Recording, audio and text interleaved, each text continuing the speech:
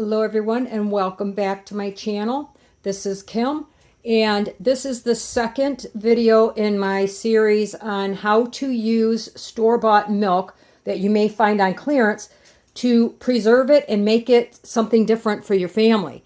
I picked up 3 gallons of milk, super cheap, and they were all within 3 days of their expiry date or best by date, whatever you want to call it.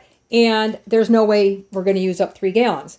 So in my first video, I showed you how to make yogurt. I took that yogurt and I turned it into a ranch dip mix or salad dressing. I could do it either way. And I made cream cheese. So I didn't get a chance to show you the cream cheese in the last video. Let me show you how it turned out here. I strained it in some cheesecloth. I hung it up until it got to the consistency. You can see it's at a spreading consistency now. And I can use it just like I would cream cheese. If you don't think it's creamy enough, you can whip it in a food processor if necessary. And it can be flavored, just like the flavored cream cheeses. As a matter of fact, I have some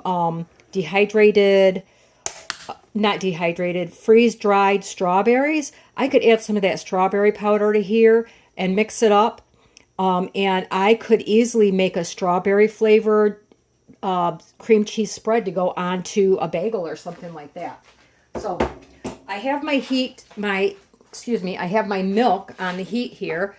And I explained really in lots of detail on the yogurt video why I heat up the milk. But basically there's natural yeast in the air. And this step is not as critical to this as it is to yeast. I mean, oh my goodness. It's not as critical as it is to making yogurt because yogurt, you do not want those yeasts in there because you are allowing it to age and ferment culture, and you definitely do not want yeast in the culture. So basically, I'm heating this up to between 185 and 195. I'm almost there. And as it gets closer, I stir to make sure that the milk doesn't scorch to the bottom. Like I said, this step is not critical. Bring it up as hot as you can without boiling the milk. If you boil the milk, it can give it a cooked milk flavor. Now, I've eaten some of my yogurt. You could barely tell. There is no of that cooked milk taste. There was no of that super tangy stuff that you get with a lot of the Greek yogurts, which is, I like a little bit of tang, but it was very, very mild. There was actually no tang at all.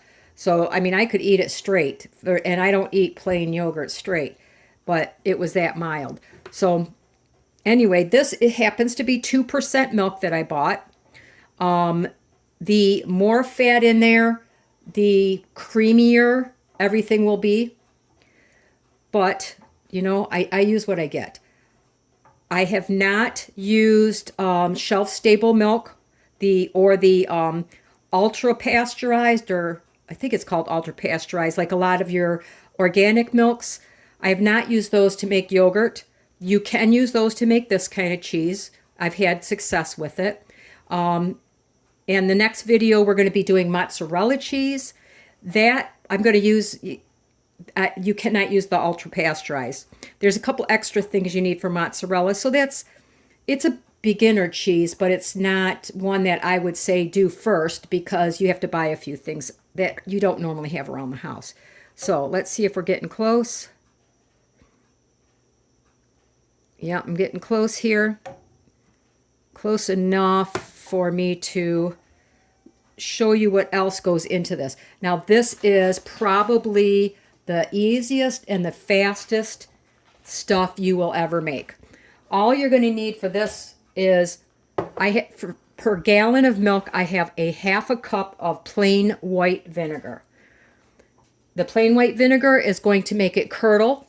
That's what cheese is. It's curdled milk that you form in different ways to, whether it's a soft cheese like cottage cheese, or whether it be a hard cheese like an aged Parmesan. It all starts with curdled milk. It doesn't necessarily curdle because of the vinegar, though. In our case, we're using vinegar. And this is optional, but I think adding salt to cheese enhances the flavor. If you've ever eaten cheese without salt, it's really bland. There's no taste to it. So those are the two things that we need to make this. Okay, I cut the heat off my stove. It reached the 185 degrees. And I'm going to set these aside because I'm going to need a couple of things. Now, if you're just making the farmer's cheese, you don't need both of these setups. But because I'm doing some cottage cheese and farmer's cheese, I use both. I think I showed this in my yogurt video. This is a strainer with some cheesecloth in here. I'm going to be using this for my cottage cheese. And I have this on this.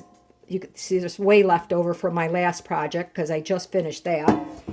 I'm going to use, I just use this tall pot to catch any whey, and my strainer happens to fit perfect here. Now, the farmer's cheese is, you want it to all those little cheese curds to knit together. And one way to do that, one easy way to do that is pressing. So I have this colander here. This actually happens to be from making cheese. You don't need this. You can use your strainer just like I did here. And if you're not making your cottage cheese, or if you have a separate strainer, you could do cottage cheese in one and this in the other. So all I did was make a way that I can catch the liquid that's going to drain out of my cheese. I could do this in the sink if I don't want to keep that way. It all works out okay. And like I said, you need some kind of a weight to go on top of there. So where did I put my lid? It's clear. I can't see it. Okay, well, don't get a clear lid. You need something that's going to fit down and let you put your weight on here. So I found a lid that happens to fit perfect in here. And for my weight, you could use a weight, anything that's heavy. I just took a bottle, I filled it with water, and I'm going to use this to press down on here and squeeze out the excess liquid out of my cheese. So anyway, like I said, this goes pretty quick. Let me show you what we're going to do, and we'll get this going. So I'm going to put this to the side here for a minute because I'm going to use my cottage cheese first. So I want that near my stove. Let me find you a good angle here. I want you to see how quick this goes because, I mean, this comes together quick. Now, you can do this two ways as far as the salt goes. I'm going to put my salt into the pan here. It takes a little bit more to do it this way, but this way both of my cheeses are salted. Or you can mix in the salt after you take the cheese out of here and mix your salt in that way. So I'm just going to use almost a tablespoon. I make it a little bit shy of a tablespoon for 1 gallon of milk. It's not going to hurt anything. Like I said, you can leave it out, but I think it needs it to flavor it. The reason I do this is I can dissolve this in here better, and as the excess liquid is coming out, it will take some of that salt with it. I can always adjust it later and add more. So I'm just letting that salt dissolve for a second, and I'm going to pour in my vinegar. And honestly, this is going to come, you already see, look at, it's already starting to separate the curds from the whey. Okay. I'm going to stir this for a little bit. Now, this is going to happen pretty quick,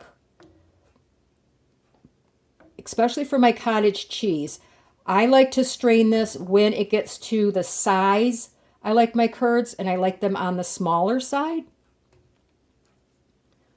So let's see where we're at here.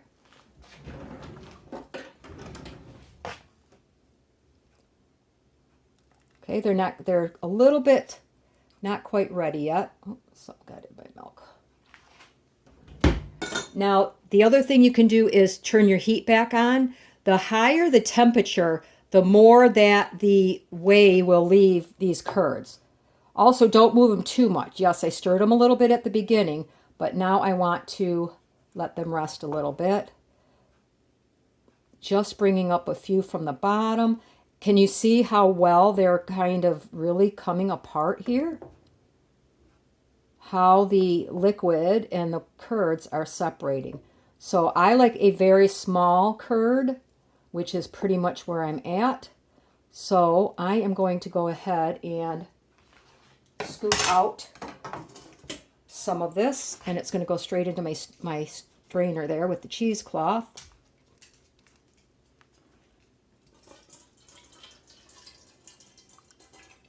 I'm just going to take a couple ladles full. I don't need a lot right now. Like I said, I want some for tonight. And that's all I'm doing for that. So the other cheese, I'm going to let this sit for 5 to 10 minutes and let this really start to coagulate a little bit more in the pot. All right, here's my cottage cheese. I literally let it drain just for until I heard it stop dripping. And then I put it in this container. I did do a second batch because I wanted a little bit more for dinner. And I mixed it up. Now, if you want it creamier, you can add milk to it. You can add back some of the whey. You can whip it up a little bit.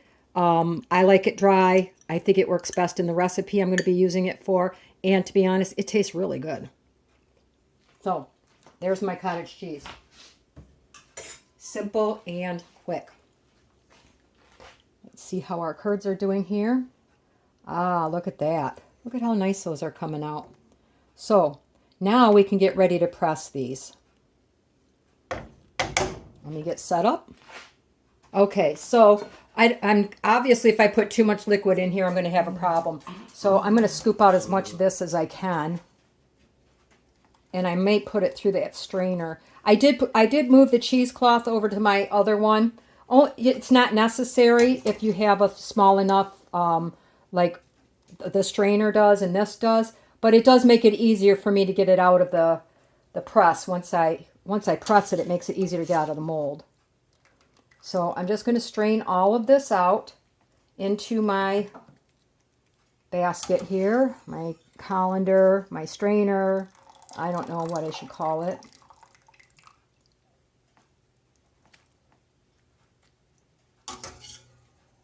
There's another method you can use if you don't want to do this. You can squeeze this with your hands and kind of, or put it in a towel and squeeze all of the extra liquid out. Like I like to do like 6 things at one time, so that's not a method that I prefer. And you have to wait for it to cool to the right temperature. And if it's too hot, you're going to burn yourself. If it's not hot enough, they don't stick. This way, I don't have to think about it. All right. So I'm just going to run this through my strainer real quick so I get all of those curds out of here.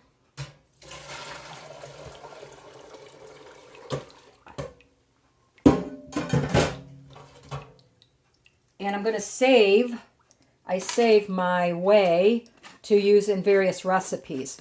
The whey works really good for anything that you would, pretty much anything you'd use buttermilk because it has the vinegar in it. Yes, I have used it to do pancakes and even biscuits. Hold on a second, my dog needs to go out. Okay, I was talking about the whey. This whey is good for pancakes, waffles, bread, because bread won't mind a little bit of vinegar in it. Actually, you don't even taste the vinegar anymore. I don't know if it gets into the curds or what. I have used it for biscuits when I ran out of buttermilk. You could mix it half and half with milk or cream if you want to. It just, you don't have to waste it. So anyway, I'm going to put my lid in here so that I can put my bottle. And you'll see that I'm going to prop it up in a minute here so that it doesn't fall over. But I just wanted you to get an idea that this is just going to sit on here for hours. Probably before I go to bed, I'll put this away. I'll come back and I'll show you what it looks like. But it's just an easy way. It's hands off. I don't have to worry about it. My the excess liquid's gonna squeeze out of here and it's gonna come together and make a nice cheese. So anyway, I'll see you in a couple hours and I'll show you what it looks like. All right, so here's our cheese. I'm going to set this on this lid here. I did flip it over about halfway through and continue to press it. So we end up with a nice wheel of cheese. Now, it's soft. It is softer than, some cheeses. And it probably won't grate as well as regular mozzarella because it didn't go through the stretch and fold, but it does have a good flavor. It can be used for, wraps or sandwiches or crumbled. It's good crumbled. I'll probably crumble some of this in my salads and stuff like that. But there you go, a basic cheese that you can make just using vinegar and salt for flavor. And I mean, it cost me 50 cents to make that, along with some cottage cheese that we had for our dinner tonight. So I like to wrap it in plastic wrap versus a baggie because I want the wrap up really tight against the cheese. I think it keeps it fresher longer. But, use what you have. And like I said, I like to have it up kind of tight, so I wrap it. It does freeze, but it will be more crumbly, just so you know. And there you go. We have our farmer's cheese. Anyway, there is another thing you can do with your gallon of milk. If you find it on clearance, something easy you can make so that you can let it last longer. I hope you enjoyed this video. Let me know if in the comments below if you have any comments or questions. I appreciate it. And you guys have a wonderful day.